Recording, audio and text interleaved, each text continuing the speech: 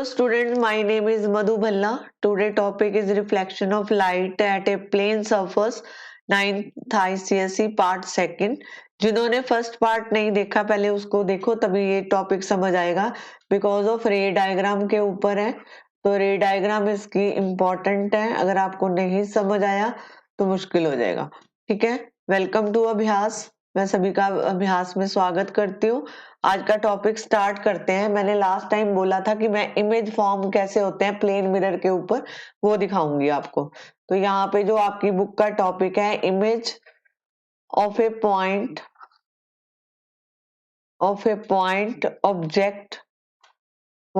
Object form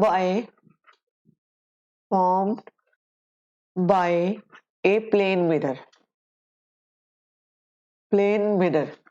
ठीक है, ये इंपॉर्टेंट टॉपिक है आपकी बुक का। रे डायग्राम है इसमें करना क्या है ये देखो। यहाँ पे ये हमने प्लेन मिरर लिया, ठीक है। This is called MM1। इसको हमने MM1 का नाम दिया कि यहाँ पे एक ऑब्जेक्ट पड़ा है, यहाँ पे कोई ऑब्जेक्ट पड़ा है, यहाँ से दो रेज निकलेंगी। एक रे निकली, यहाँ पे स्ट्राइक करी, ये इसकी इंसिडेंट रे होगी। एक रे और निकलेगी जो ऐसे जाएगी, ये भी इसकी इंसिडेंट रे होगी। अब देखो यहाँ पे ये पॉइंट ऑफ इंसिडेंस होता है, यहाँ पे लाइट आके टच करती है। अब ये जो रे है ये आपका क्या है, ऑब्जेक्ट। यहाँ पे लिखेंगे ऑब्जेक्ट, और यहाँ से ये रे यहाँ पे टकराई और ये जो है वापस चली गई। ठीक है, इसी तरह ये वाली रे आई तो ये भी वापस चलेगी। This is A reflected ray. ये कौन सी है, रिफ्लेक्टेड रे। अब देखो यहाँ पे अगर ये रिफ्लेक्टेड रे है, मान लो मैंने इसको नाम दे दिया, यहाँ पे नाम दे दो A, इसको मैंने नाम दे दिया B और ये दे दिया C। अब देखो यहाँ पे आप इसको D लिख सकते हो। ठीक है, अब देखो AB और DC ये दोनों क्या है, रिफ्लेक्टेड रे, और आप यहाँ से देख रहे हो। ठीक है, ये आपकी आई है, तो यहाँ से आप जो है देख रहे हो तो आपको इमेज जो है यहाँ दिखाई देगा। अब देखो ये वाला जो बीच वाला पार्ट है, ये इसका नॉर्मल है, इसको N1 दे दो और इसको जो है N2 दे दो। ठीक है, this is called N2, this is normal. अब ये वाला जो है I always equal to R है बाय लॉ ऑफ रिफ्लेक्शन, ये भी I always equal to R होगा। अब देखो यहाँ पे रिफ्लेक्ट तो हो गया, लेकिन यहाँ पे इमेज तो बना ही नहीं, क्योंकि हमें तो चाहिए इमेज। ये था ऑब्जेक्ट, इसका कहीं इमेज तो बनना चाहिए ना, तो ऑब्जेक्ट का इमेज तो कहीं बना नहीं। तो अब क्या करेंगे, जब इमेज नहीं बना तो ये जो रिफ्लेक्टेड रे है, ये वाली जो रिफ्लेक्टेड रे है, ये वाली हम क्या करेंगे, इसको पीछे की तरफ बढ़ाएंगे। इसको हमने पीछे बढ़ाया। ठीक है, इसी तरह इसको पीछे बढ़ाओ। जब हमने इनको पीछे की तरफ बढ़ाया तो ये जो है ये आपस में मीट करेगी और इमेज जो है यहाँ बनेगा। ठीक है, इमेज कहाँ बना, यहाँ। अब देखो ये ऑब्जेक्ट था, ये इमेज है, तो प्लेन मिरर की प्रॉपर्टी हमें कहती है कि जो ऑब्जेक्ट का डिस्टेंस है, ऑब्जेक्ट डिस्टेंस और इमेज डिस्टेंस वो हमेशा इक्वल होगा। इमेज डिस्टेंस, ठीक है, ये हमेशा इक्वल होगा। तो मतलब यहाँ से ये और यहाँ से ये इमेज डिस्टेंस इनका इक्वल होगा। और प्लेन मिरर ऑलवेज फॉर्म ए वर्चुअल इमेज, तो ये जो है वर्चुअल इमेज फॉर्म करता है। कौन सा इमेज फॉर्म करता है, virtual image. Is this clear, ये वर्चुअल इमेज फॉर्म करेगा। वर्चुअल इमेज ही क्यों फॉर्म करेगा, क्योंकि यहाँ पे एक्चुअली रे आपस में इंटरसेक्ट नहीं कर रही, हमें उनको पीछे की तरफ डॉटेड लाइंस में बढ़ाना पड़ा, तब जाके ये जो है आपस में इंटरसेक्ट हुई, तो इसलिए इसको वर्चुअल इमेज कहेंगे। जहां पे लाइंस एक्चुअली मीट होती है, मान लो ये लाइन एक्चुअली मीट हो रही है, ठीक है, एक्चुअल में मीट हो रही है, हमें इसको प्रोड्यूस नहीं करना पड़ रहा, तो ये जो है रियल इमेज फॉर्म होएगा। लेकिन जहां पे आपको लाइंस को, मान लो यहाँ पे कोई लाइन है, इसको आपको पीछे डॉटेड में बढ़ाना पड़ रहा है, तो that mean this is A virtual image. Hope so कि आपको ये क्लियर होगा। अब सेकंड इसका लिखो आप, जो सेकंड आपकी बुक में दे रखा है, दिस इज वेरी इंपॉर्टेंट।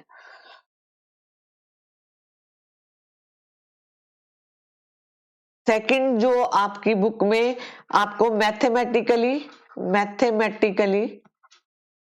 ये पूछा जाता है, mathematically prove that OF equal to FI। OF equal to FI कहने का मतलब ये है कि ये प्लेन मिरर लेंगे, यहाँ पे इसको प्लेन मिरर लिया, यहाँ पे बनाओ प्लेन मिरर, यहाँ पे लिखो M, यहाँ पे लिखो M डैश। अब यहाँ पे कोई ऑब्जेक्ट पड़ा है, ये कोई ऑब्जेक्ट है, यहां से कोई लाइट जो है वो इसके ऊपर परपेंडिकुलर पड़ रही है। तो आपको पता है कि अगर कोई लाइट परपेंडिकुलर पड़ती है तो ये जो है इस मीडियम से आई थी और ये इसी मीडियम में वापस चली जाएगी। Is this clear? और दूसरी रे ऑफ लाइट अगर यहां स्ट्राइक करी, ये इसकी इंसिडेंट रे है, और ये आफ्टर जो है यहाँ पे इंसिडेंट होने के बाद ये वाली लाइन जो है इसको क्या बोलेंगे? Reflected ray. इसको क्या बोलेंगे? Reflected ray. तो नाम इसको दो C और यहाँ पे लिखो A। Is this clear? और ये इसका बाय लॉ ऑफ रिफ्लेक्शन हम लिखेंगे कि I always be equal to R। Hope so कि आपको ये क्लियर होगा।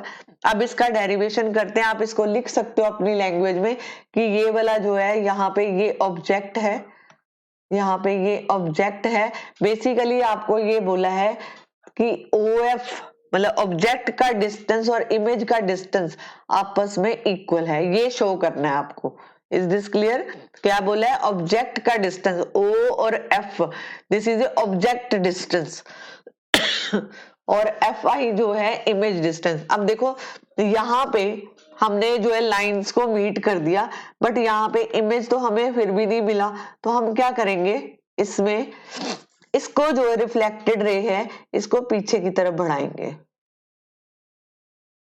ठीक है जी, पीछे की तरफ बढ़ाया तो ये जो है यहां से इसको खींचो लाइन को, यहाँ पे इसको डॉटेड में खींचो ये वाला। ठीक है,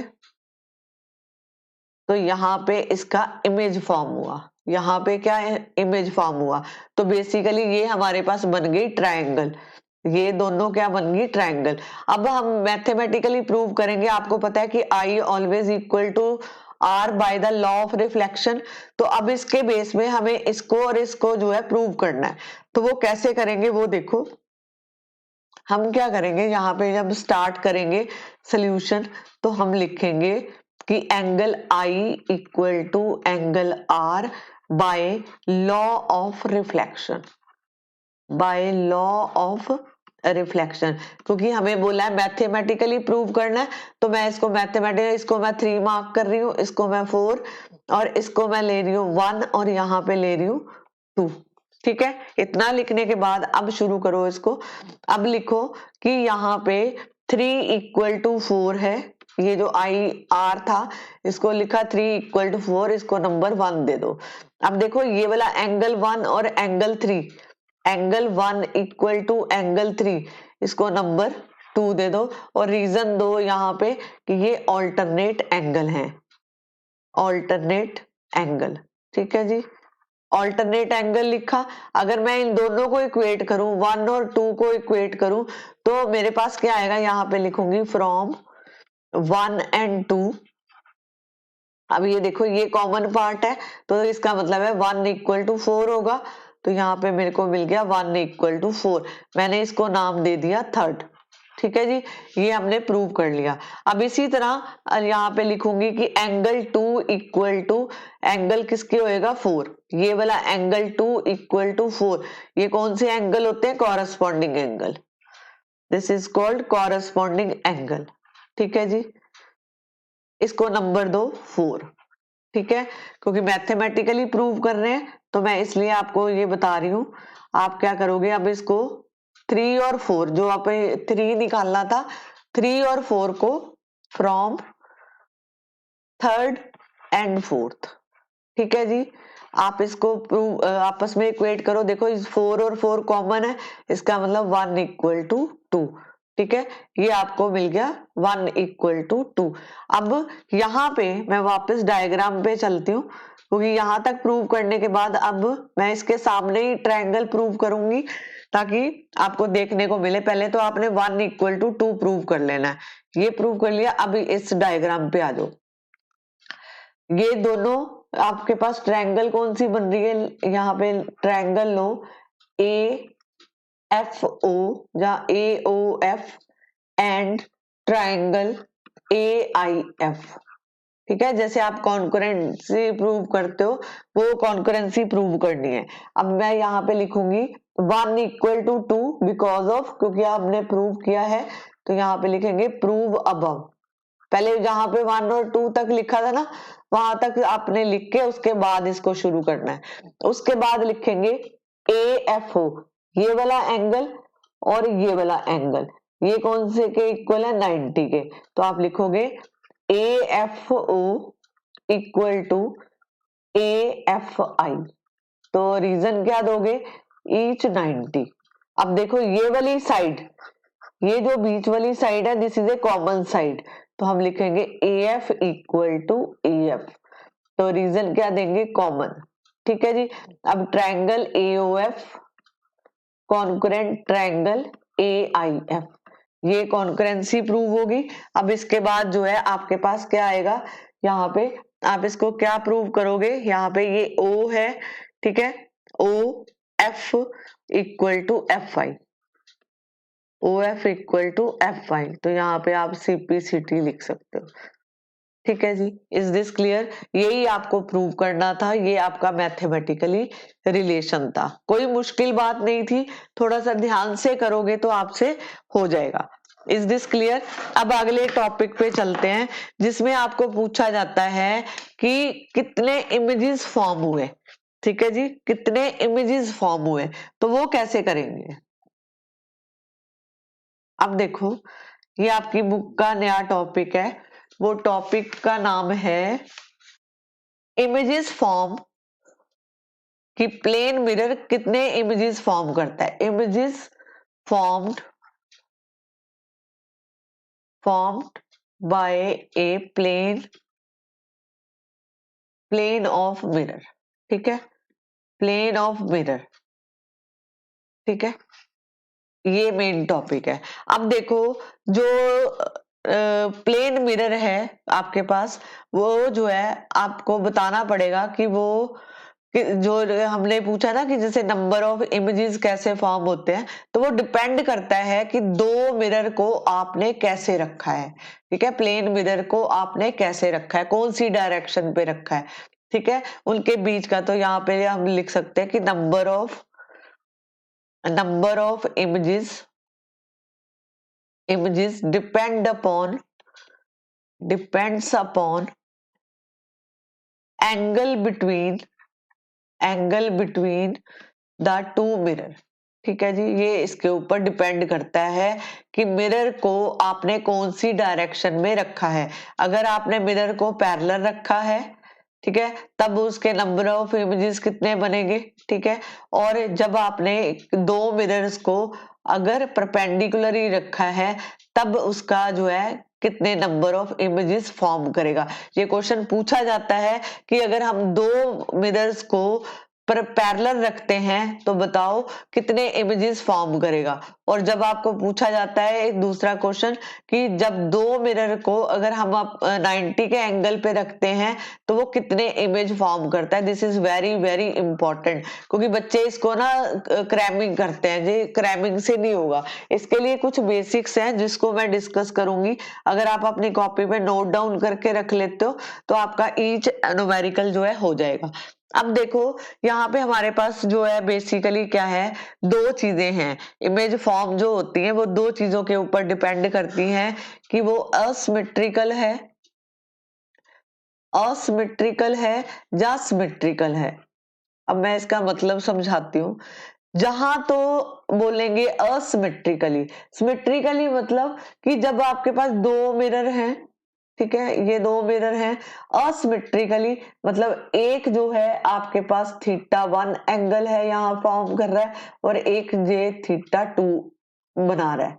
ठीक है, ये आपके पास मिरर है, ठीक है। ये दोनों एंगल आपस में डिफरेंट होंगे, θ1 नॉट इक्वल टू θ2।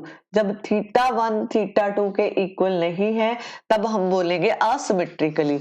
लेकिन अगर आप जब मिरर को रखते हो ऐसे, ठीक है, ये रखा मिरर, अगर ये सिमेट्रिकली θ1 इक्वल टू θ2 फॉर्म कर रहा है, θ1 इक्वल टू θ2 फॉर्म कर रहा है, तो उसको बोलेंगे सिमेट्रिकली, दोनों एंगल आपस में इक्वल होंगे, ठीक है। अब देखो इसके फॉर्मूले हैं। सबसे पहले है कि फॉर्मूला क्या है कि n 360 अपॉन n, ठीक है, n सॉरी n नहीं, थीटा बीच का एंगल, ठीक है, ये। अब देखो ये हो गया। अगर तो बोला है कि असिमेट्रिकल है तो इसका मतलब है θ1 नॉट इक्वल टू थीटा। तो इमेजेस कितने फॉर्म होंगे, नंबर ऑफ इमेजेस कितने फॉर्म हो जाएंगे, n, ठीक है। और अगर बोला है सिमेट्रिकल है तो इसका मतलब है θ1 इक्वल टू θ2 है, दोनों एंगल इक्वल है, तो नंबर ऑफ इमेजेस जो है n-1। मतलब यहाँ पे जो आंसर आना चाहिए ये ऑड में आना चाहिए। अगर इवन आता है तब उसका आंसर कुछ और रहेगा, जैसे मैं अभी करके दिखाती हूँ। अब देखो करना कुछ नहीं है इसमें। मान लो कि आपका एंगल थीटा जो है 90 है, आपने ये वाला फॉर्मूला यूज करना है नंबर ऑफ इमेजेस फॉर्म करने के लिए। ये फॉर्म किया, यहाँ पे थीटा कौन सा है 90, पहले यहाँ पे फॉर्मूला लिख लो, फिर आगे लिखो 360 डिवाइड बाय 90। इसको किया तो आपके पास आ गया 4। 4 जो है क्या है, इवन है। 4 क्या है, इवन है। तो आप क्या करोगे, नंबर ऑफ इमेजेस निकालनी है, नंबर ऑफ इमेजेस। अगर तो इवन आया आंसर तो आप इसमें से एक कम कर दो, n-1, ये आपका n है, तो कितना हुआ 4-1, आपके पास ये कितने इमेज फॉर्म करेगा, 3 करेगा, ठीक है जी। अब अगर आगे देखो, ये इवन का केस था, एक और करके दिखाती हूँ ताकि आपको क्लियर हो। अगर लिखा हो कि इफ थीटा इक्वल टू 60, तो फॉर्मूला वापस लिखेंगे 360 divide by theta, 360 divide bye 60, तो ये आपके पास 6 आया। 6 कौन है, इवन है, तो आपको जो है नंबर ऑफ इमेजेस बताने हैं, नंबर ऑफ इमेजेस। तो आप क्या करोगे, यहाँ पे n-1, 6 - 1 इज 5, तो ये आपके पास 5 आंसर आ जाता है। आपकी बुक में ही सब कुछ दे रखा है, ध्यान से देखोगे तो मिल जाएगा। अगर आपको बोला जाता है कि if theta equal to 0, 0 angle तब बनता है जब हम दो मिरर को आपस में पैरेलल रखते हैं। तो अगर थीटा 0 है, ठीक है, तो क्या बनेगा, यहाँ पे फॉर्मूला वापस लिखेंगे 360 अपॉन 0, तो ये नॉट डिफाइंड का केस आ गया, क्योंकि 0 नीचे आ रहा है तो नॉट डिफाइंड, तो मतलब ये जो है इनफाइनाइट इमेज फॉर्म करेगा। कौन से, इनफाइनाइट इमेजेस फॉर्म करेगा। अगर आपको क्वेश्चन पूछा जाता है कि दो इमेजेस जो हैं, जो सॉरी दो ऑब्जेक्ट हैं, उनके बीच में एंगल 0 बन रहा है, ठीक है, क्या क्वेश्चन है, ध्यान से सुनो। अगर आपको बोला जाता है कि कोई दो इमेजेस हैं, उसको इस तरह रखा गया है कि उनके बीच का एंगल जो है 0 है, तो अगर 0 है तो वो कितने इमेज फॉर्म करेगा, तो आप लिखोगे इनफाइनाइट इमेज फॉर्म करेगा। Is this clear. अब एक चीज और बताती हूँ। अब देखो अगर ऑड का केस आ जाता है, अगर मैंने लिखा, ये आपका थर्ड था आई थिंक सो, ठीक है, तो थर्ड, हाँ नहीं फोर्थ, ठीक है। अब अगर मैं बोलूं कि थीटा जो है 72 है, तो अब यहाँ पे फॉर्मूला वापस वो लिखेंगे 360 अपॉन थीटा, 360 डिवाइड बाय 72, तो यहाँ पे कट करके आपके पास आ गया 5, तो ये 5 ही रहेगा, ठीक है, ये चेंज नहीं होगा। लेकिन जब इवन आएगा तो उसमें से एक माइनस कर देना। अगर बाय चांस आपको ये आ जाता है कि थीटा जो है यहाँ पे अगर कोई फ्रैक्शनल वैल्यू हो, मतलब 360 अपॉन थीटा, तो ये वाली जो है कोई फ्रैक्शनल वैल्यू हो, फ्रैक्शनल वैल्यू हो, तब क्या करोगे, फ्रैक्शनल वैल्यू ठीक है, कैसे मतलब n equal to 360 divide by 75, तो ये 4.8 आ गया। अब इसमें कैसे नंबर ऑफ इमेजेस बताओगे, तब आपने क्या करना है, नंबर ऑफ इमेजेस जो इसमें बनेंगे, ठीक है, वो आप होल नंबर में लोगे, तो ये कितना बन गया 4। Is this clear? Number of images 4 clear है। अगर नंबर ऑफ इमेजेस 4 है तो आप जो है वो इसी के हिसाब से आप कर सकते हो, होल नंबर में लोगे, ये नहीं लोगे कि यहाँ पे इसको जो है 4.8 लिखोगे, आप इसको नंबर ऑफ इमेजेस ये बनाओगे। Is this clear? Hope so कि आपको ये क्लियर हुआ होगा। आगे चलते हैं, ये तो इसके न्यूमेरिकल थे। अब इसके बाद जो टर्म है हमारे पास, uses of plane mirror, uses of plane mirror. अभी मैं आपको उसके इमेजेस भी बना के दिखाती हूँ कि जब 180 पे होगा कैसा बनेगा इमेज और दूसरा कैसा बनेगा। अभी देखो, जो plane uses of plane mirror, पहले तो ये है कि ये जो आप घर में शीशा देखते हो, लुकिंग ग्लास, तो वो क्या है, प्लेन मिरर है, ठीक है। सेकंड जो है, बार्बर शॉप पे आपको देखने को मिल जाता है, बार्बर शॉप पे आपको देखने को मिल जाता है। सेकंड जो है, थर्ड, पेरिस्कोप, पेरिस्कोप, ठीक है, पेरिस्कोप, ये सबमरीन में भी इसको यूज करते हैं कि ऊपर देखने के लिए पेरिस्कोप, इसके बारे में आगे पढ़ेंगे। यहाँ पे बेसिकली 2 जो है मिरर यूज किए जाते हैं, तो उनको जो है रखा जाता है 45 डिग्री पे, ठीक है, तो ये आपस में पैरेलल होता है, ठीक है, इस तरह रखा जाता है। आगे है फोर्थ, आप लिख सकते हो इन कैलिडोस्कोप, इन कैलिडोस्कोप, इन कैलिडोस्कोप, यहाँ पे थ्री प्लेन मिरर लिए जाते हैं, 3 प्लेन मिरर लिए जाते हैं, और इसको जो है एक दूसरे के ऊपर 60 डिग्री के एंगल पे रखा जाता है। अब आपको क्वेश्चन किस तरह भी पूछ सकते हैं, ध्यान से सुनो कैसे।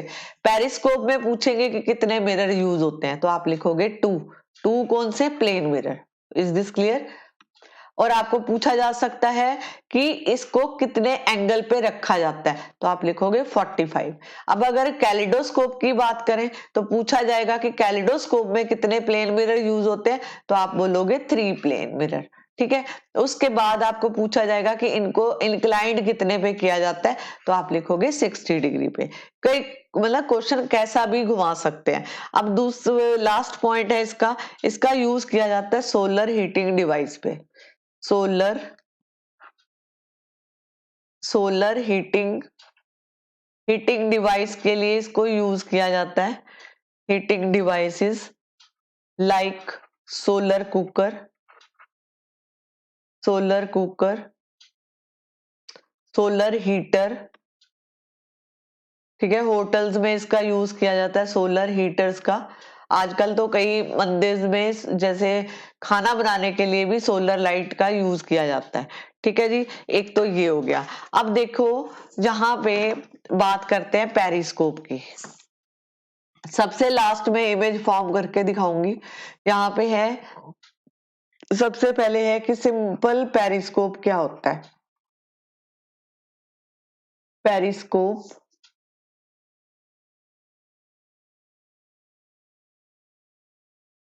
सिंपल पेरिस्कोप, ये आपकी बुक में दे रखा है, आप वहां से भी देख सकते हो, पर इसको ध्यान से समझो कि सबसे पहले है कि सिंपल पेरिस्कोप कौन सा होता है। तो हम कह सकते हैं कि ये जो इंस्ट्रूमेंट है किस लिए यूज किया जाता है। सिंपल पेरिस्कोप के अगर यूजेस लिखने हो तो आप लिखोगे फॉर लुकिंग, पहला पॉइंट है इसका, for looking over the heads of a crowd, जहां पे क्राउडेड एरिया होता है वहां पे इसका यूज कर सकते हैं। By raising it above the obstacle, ठीक है। सेकंड पॉइंट आप लिख सकते हो, ये जो हमारे ऑब्जर्विंग एनमी मूवमेंट्स, ऑब्जर्विंग ये जो डिफेंस वाले होते हैं, जो आर्मी वाले हो गए, जहाँ सबमरीन के थ्रू जो देखते हैं उनके लिए यूज होता है। एनमी मूवमेंट के लिए यूज किया जाता है। Movement from trenches without being seen, मतलब बिना देखे, मतलब उनके ऊपर नजर रखी जाती है, मतलब आप भी नजर ना हो तो इसलिए भी इसको यूज किया जाता है। ठीक है जी। थर्ड है इसमें कि ये सबमरीन में यूज होता है, यूज इन सबमरीन्स, पानी के अंदर इसको जो है यूज किया जाता है। Marines for observing the movement of other ships. Movement of other ships कैसे? मान लो ये जो है पानी का सरफेस है, आप पानी के अंदर हो, यहाँ पे आपकी सबमरीन है, आपने जो है यहाँ देखना है कि यहाँ शिप्स में क्या एक्टिविटी हो रही है, तो उस केस में हम पेरिस्कोप यूज करते हैं। तो मतलब ऐसे जो है यहाँ पे इस तरह का आपको मिलेगा, जहां पे आप इसको यूज करते हो, मतलब ऐसे देखने को मिलेगा। ठीक है, तो यहाँ पे आप उस पे नजर रख सकते हो। ठीक है, तो पेरिस्कोप बेसिकली इस टाइप का होता है, ऐसे होता है और ऐसे। ठीक है, एक मिरर यहाँ लगा होता है, एक यहाँ लगा होता है। तो आप यहाँ से अगर देख रहे हो तो ये जो रे ऑफ लाइट यहाँ स्ट्राइक करेगी, वापस इस पे स्ट्राइक करती है और ये जो है ऐसे हो जाती है। ठीक है, आगे रिफ्लेक्ट हो जाती है। तो कहने का मतलब है पेरिस्कोप जो है इसके लिए यूज किया जाता है। Is this clear? मतलब सबमरीन के अंदर जब आप होते हो तो अर्थ ऊपर वाला सरफेस देखने के लिए भी इसको यूज किया जाता है। अब सबसे पहले एक तो ये यूज आ गए इसके पेरिस्कोप के। दूसरा है, आपको इसमें पूछा जा सकता है, अभी मैंने आपको डिस्कस किया कि कितने मिरर यूज किए जाते हैं। ठीक है, मिरर यूज किए जाते हैं, तो मिरर जो है प्लेन मिरर यूज किया जाता है। पहली बात तो ये कौन सा मिरर? Plane mirror. ठीक है, आपको पूछा जाएगा कि बताओ कि पेरिस्कोप में कौन सा मिरर यूज करते हैं, तो आप लिखोगे प्लेन मिरर। आपको बोलेंगे कि वो कितने तरह के कितने मिरर यूज करते हैं, तो आप लिखोगे 2 मिरर। दो आपको पूछा जाएगा वो कितने पे इंक्लाइंड होते हैं, तो आप लिखोगे 45। Inclined each other at 45 degree. Hope so कि आपको क्लियर होगा। अब पूछा जाएगा क्वेश्चन, जो पूछा जाता है इसमें प्रिंसिपल, इसका प्रिंसिपल क्या है? ठीक है, इसका प्रिंसिपल क्या है? तो आप लिखोगे reflection at the to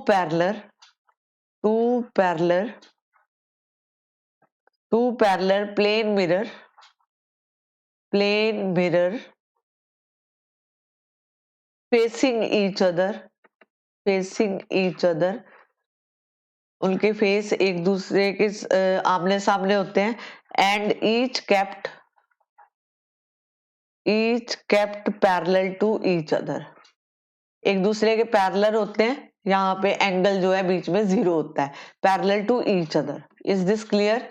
reflection at the two plane mirror facing each other and each kept parallel to each other. Hope so कि आपको ये समझ आया होगा। ठीक है, तो ये तो उसका था प्रिंसिपल। अब इसमें जैसे इमेज कैसे बनता है वो देखो पेरिस्कोप में, उसको डिस्कस करते हैं। यहाँ पे पेरिस्कोप का पहले इमेज बनाएंगे, ये मैंने पेरिस्कोप का ये बना। ठीक है, उसके बाद यहाँ पे ऐसे बनाएंगे। ठीक है जी, एक ऐसे बना। Is this clear? अब देखो यहाँ पे प्लेन मिरर लगाया, यहाँ पे भी प्लेन मिरर लगाया। होप सो आपको क्लियर होगा। ठीक है, this is A first mirror और यहाँ पे दूसरा मिरर। ठीक है, ये इसका दूसरा मिरर। ठीक है, M2 clear.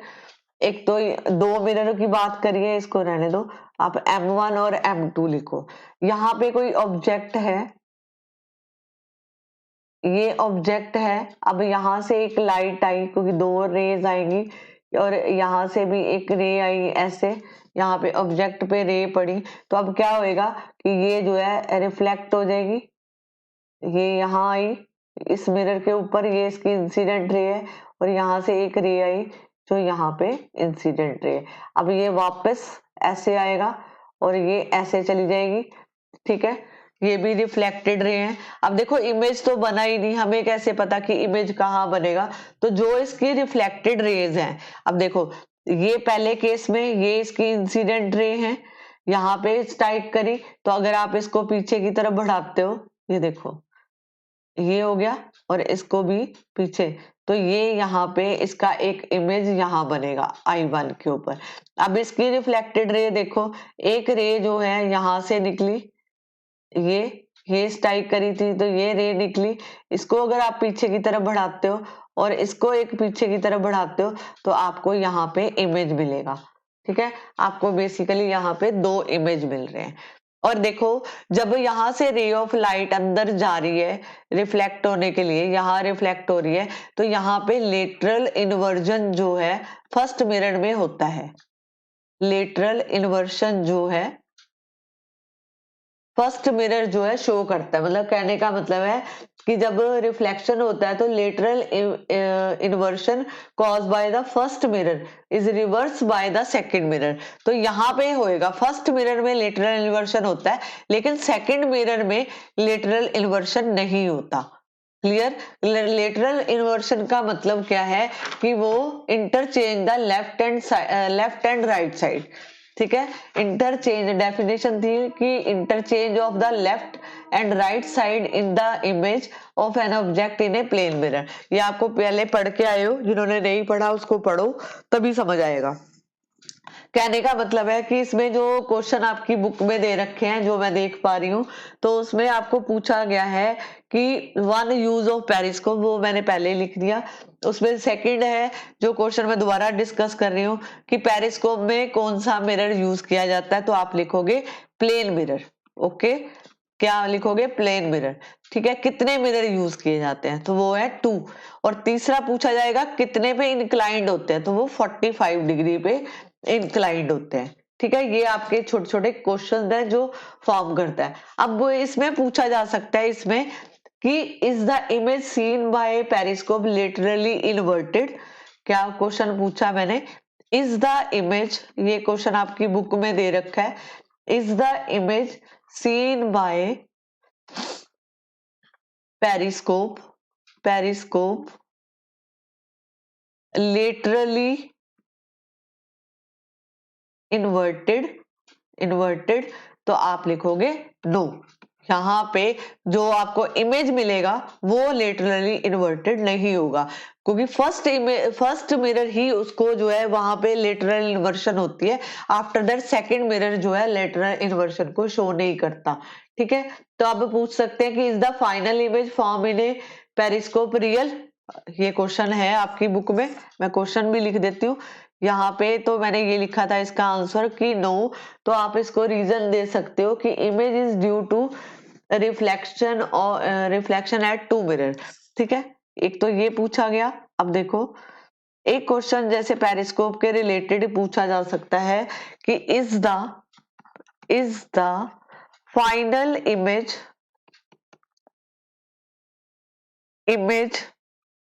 formed in a periscope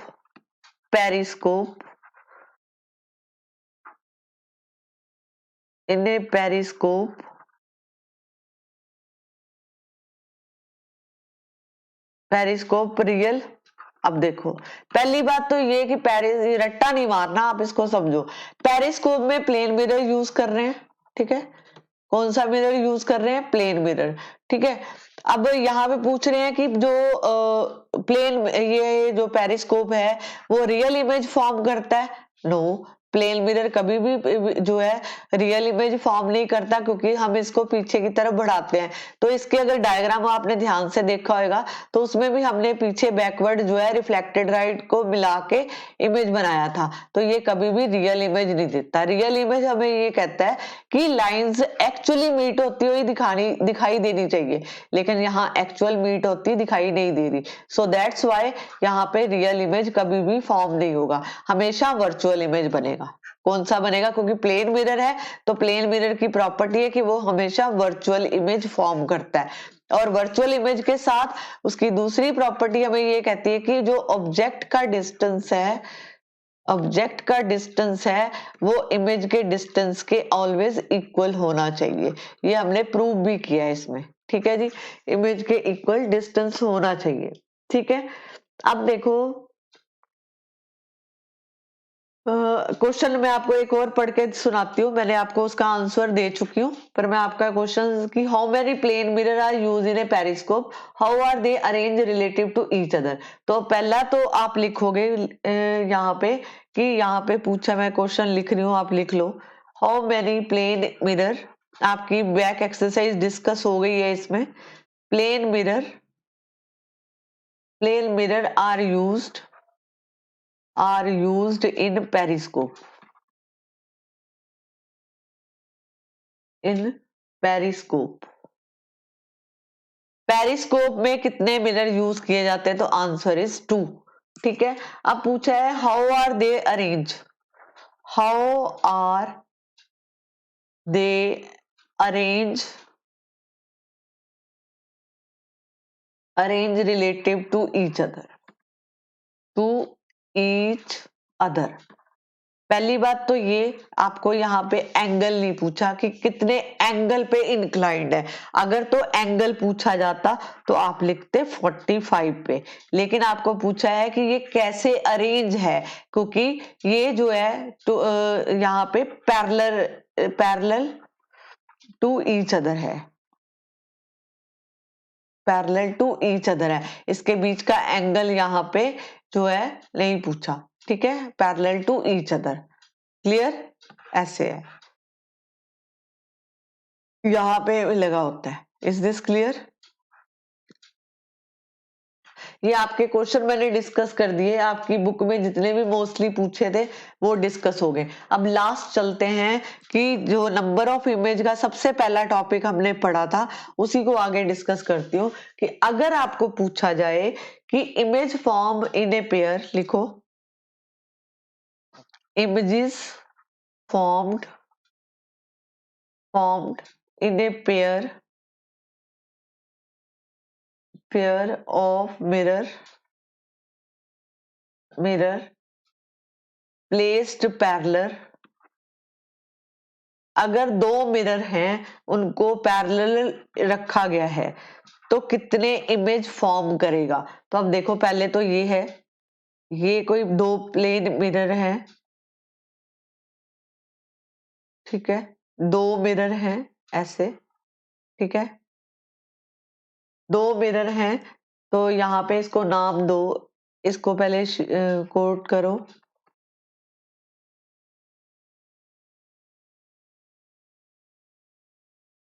इसको मैंने नाम दिया एम और इसको नाम दिया M1। मान लो कि मैंने कोई ऑब्जेक्ट को यहाँ पे प्लेस कर दिया, ये P ऑब्जेक्ट है, ठीक है, मैंने इसको प्लेस किया।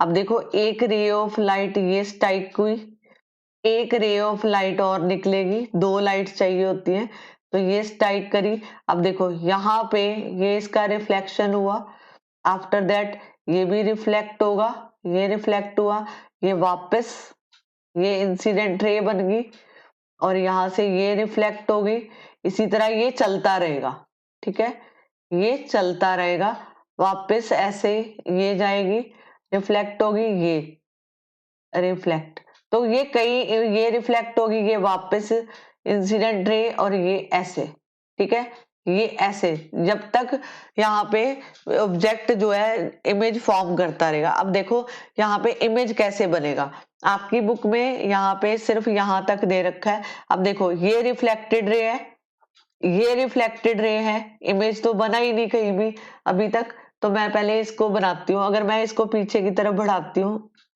ठीक है, ये बढ़ाया रिफ्लेक्टेड रे को, एक रिफ्लेक्टेड रे ये थी, अगर इसको पीछे को बढ़ाते हो तो एक इमेज यहाँ फॉर्म होगा। अब यहाँ पे ये इंसिडेंट रे है तो ये इसकी रिफ्लेक्टेड रे है, एक इसको पीछे को बढ़ाओ, ठीक है, तो ये मल्टीपल इमेज जो है फॉर्म करेगा, ये मल्टीपल इमेज जो है फॉर्म करेगा, इसको I2 नाम दे दो। इसी तरह ये देखो, ये जो है रिफ्लेक्टेड रे थी, ठीक है, अगर मैं इसको पीछे को बढ़ाती हूँ और इसी तरह इसको पीछे को बढ़ाती हूँ तो ये मल्टीपल इमेजेस जो है फॉर्म करेगा। इसको I3 का नाम दे दो। तो मतलब जब तक ये इसके अंदर रिफ्लेक्शन चलती रहेगी ये आपको कई इमेजेस फॉर्म करके देगा। क्या देगा? कई इमेजेस जो है फॉर्म करके देगा। तो अगर आपको पूछा जाए कि दो प्लेन मिरर हैं जिनको प्लेस किया गया है पैरेलल, तो बताओ वो कितने इमेज फॉर्म करेगा। पहली बात तो ये आपको पता होना चाहिए इनके बीच में एंगल बन रहा है theta 0।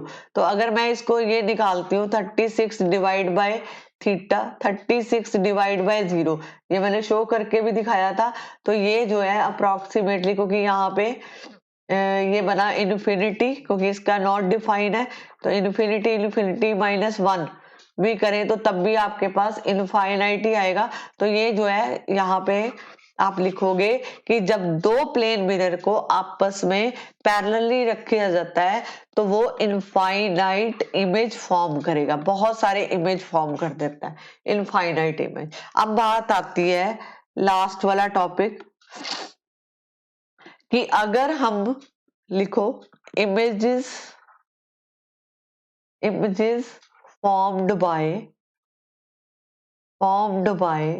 two mirror placed perpendicularly to each other।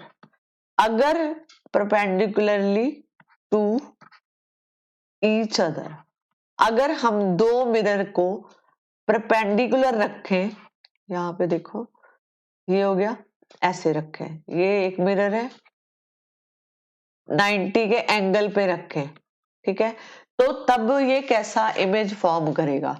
अब देखो कोई ऑब्जेक्ट यहाँ पे है, ठीक है, अब यहाँ से जो है ये ऑब्जेक्ट है, अब एक रे ये आई, ये इसकी इंसिडेंट रे है, इसी तरह एक रे और आएगी, ये भी इसकी इंसिडेंट रे है।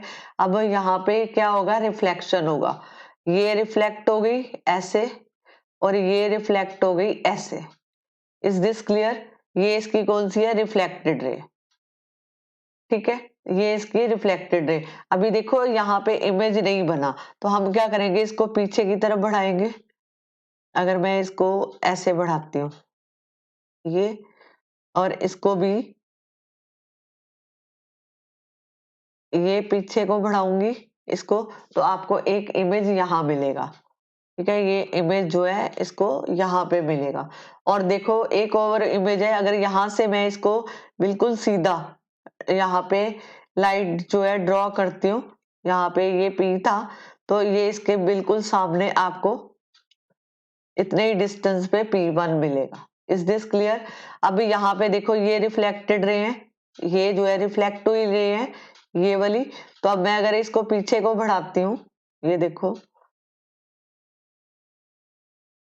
इसी तरह इसको बढ़ाओ, ये जब बढ़ेगी तो आपको यहाँ पे तीसरा इमेज जो है मिल जाएगा। तो कहने का मतलब ये है कि इसको अगर मैं डायग्राम को ऐसे कंप्लीट करूं तो बेसिकली आपको, एक मिनट, ये आपको ये, ठीक है, ये इमेज जो है फॉर्म करके देता है। Is this clear? आपकी बुक में ऐसे ही ड्रॉ किया हुआ है, ध्यान से देखो, ठीक है। इसके बाद जो है आप इतना रेडियस मान के आप इसका अगर सर्कल बना देते हो इसके अराउंड, तो इस तरह आप एक सर्कल बना सकते हो, ठीक है। आप अपनी बुक में से देख सकते हो, इसका रेडियस का सर्कल बना सकते हो, ठीक है। तो कहने का मतलब है कि अगर आपको पूछा जाए कि जब दो एंगल 90 के एंगल पे होंगे तो कितने नंबर ऑफ इमेजेस फॉर्म करेंगे, तो आप ये हमेशा 3 इमेजेस फॉर्म करेगा। क्या फॉर्म करेगा? 3 इमेजेस। Is this clear? इसमें अगर आपको कोई कंफ्यूजन है आप मेरे को व्हाट्सएप पे पूछ सकते हो। बाकी मैंने most of the question clear कर दिए, आपकी बैक एक्सरसाइज भी डन है।